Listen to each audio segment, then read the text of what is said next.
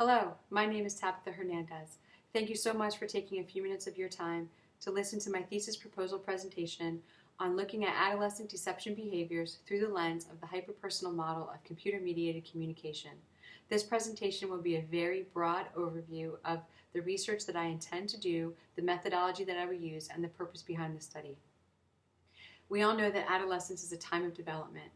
Youth's perspectives, values, attitudes, and perceptions are becoming increasingly driven and determined by increased use in computer-mediated communication. Mobile technologies and the explosion of social media networks have provided youth with greater access to the world, has given them opportunities to meet unique personalities, as well as to develop their own novel identities. Computer-mediated communication is simply communication between two or more individuals through two or more electronic devices. Online deception behaviors are more challenging to predict or study when using traditional face-to-face methods or theories. Therefore, this study proposes the use of the hyperpersonal model of computer-mediated communication in an effort to elaborate the relationship between CMC use and interpersonal deception by seeking to understand adolescent development of deception behaviors in a computer-mediated environment. Just as other research has found that increased engagement with CMC will increase levels of online interpersonal deception, this study too hopes to find that increased use of CMC will positively impact an adolescent's ability and means to deceive, as well as negatively impact an adolescent's ability to discern the truth. Computer-mediated communication can be defined as the process by which people create, exchange, and interpret information using electronic networked capabilities that facilitate the exchange of information through crafting, transmitting, and interpreting messages. It has become a powerful tool in the initiation and development, as well as preservation of interpersonal relationships.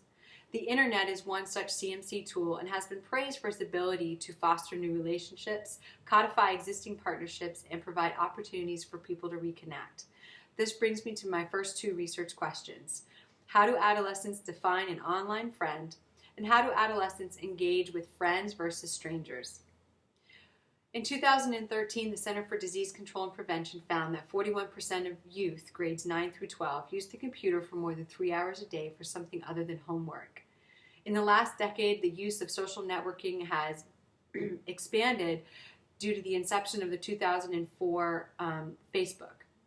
By 2012, Facebook reported over 1 billion users, with 2 million friend requests being sent every 20 minutes. Older adolescents, ages 14 to 17, are more prevalent users of social networking sites, with 40% admitting that they visit sites more than twice a day. The lack of nonverbal and social cues, such as body language and facial expressions that are found in typical face-to-face communication, coupled with an adolescent's immaturity and inexperience with interpersonal communication, lends itself to increased confusion and misunderstanding among the adolescent population, particularly with regard to adolescent development of deception behaviors. This presents my third research question. How do adolescents define or interpret truth in online messaging?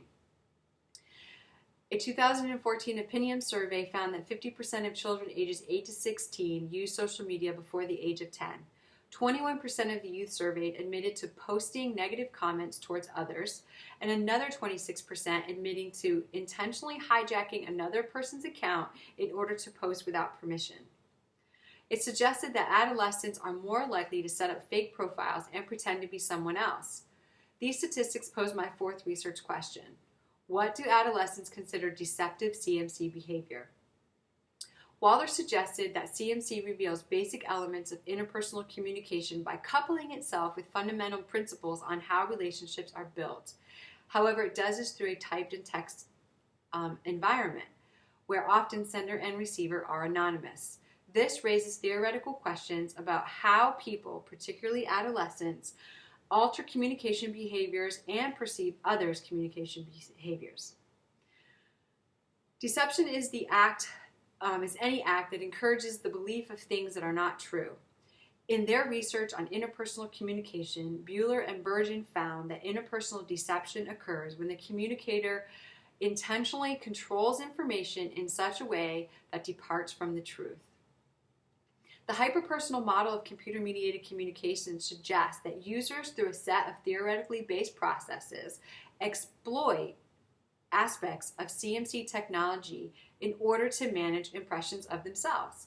They do this through manipulating messages, and therefore they exceed their desirability. In other words, it is that which exceeds interpersonal elements of face-to-face communication. It affords the sender several advantages during interpersonal communication. There are 4 components to this model: the effects due to receiver, the effects due to sender, characteristics of the channel, and effects of feedback. As the receiver, computer-mediated communication lacks physical and other cues that face-to-face communication has. Therefore, it provides the receiver, it allows the receiver to often exaggerate impressions based on a stereotype or an ideal. In this model, if the context cue, the sender and the receiver have something in common, the receiver will often make an overgeneralization or an exaggeration about the sender. In 3 separate studies, 3 separate researchers, Mesh, Jacobson, and later Walther, argued that the receiver's attraction to the sender is based solely on perceived characteristics of the sender.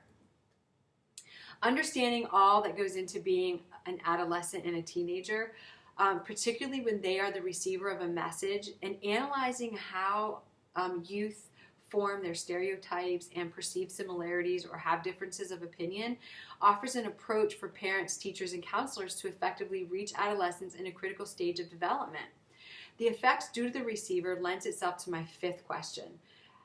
Looking at it from a demographic standpoint, as message receivers, how do youth differ in their ability to decipher truth versus deception in a message?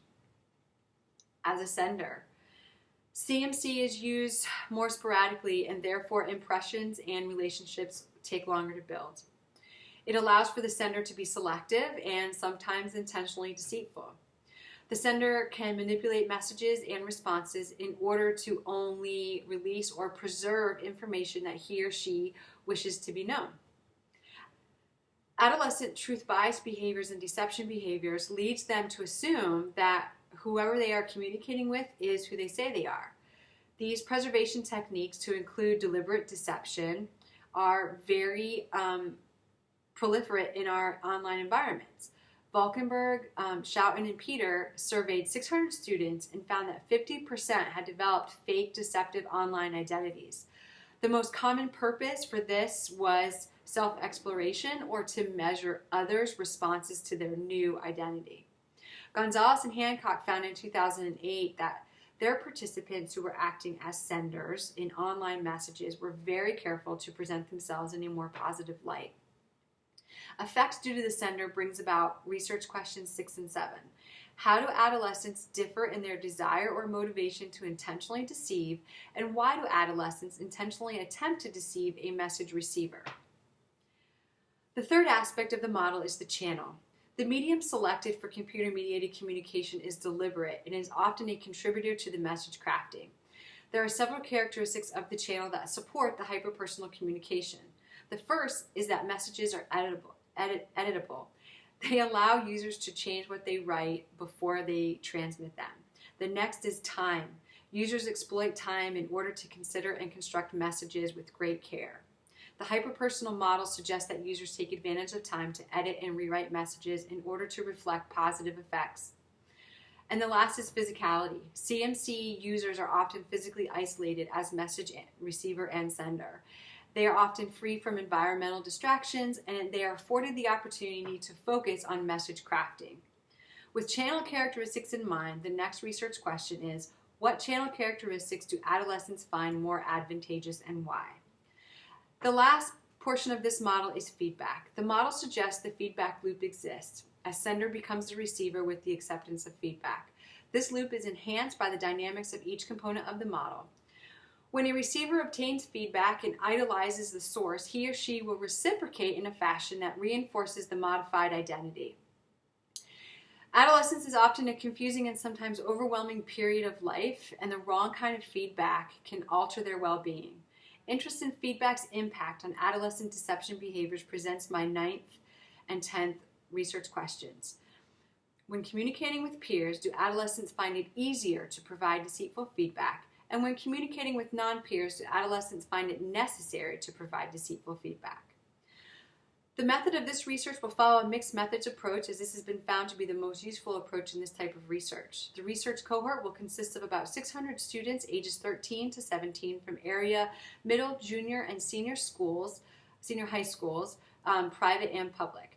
The research will begin with survey questions consisting of basic demographics, as well as Likert scale questions about their attitudes, their beliefs, and behaviors with regard to deception.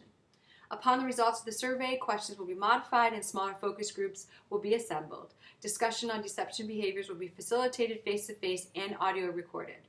Consent must be given by parents, and the school may offer extra credit.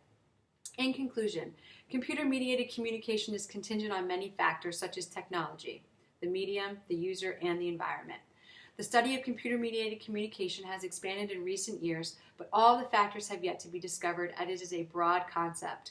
This research, too, is designed to be a broad-based study of adolescent deception in a computer-mediated environment.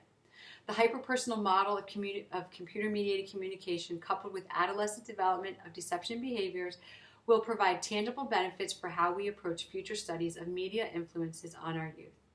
Thank you for your time.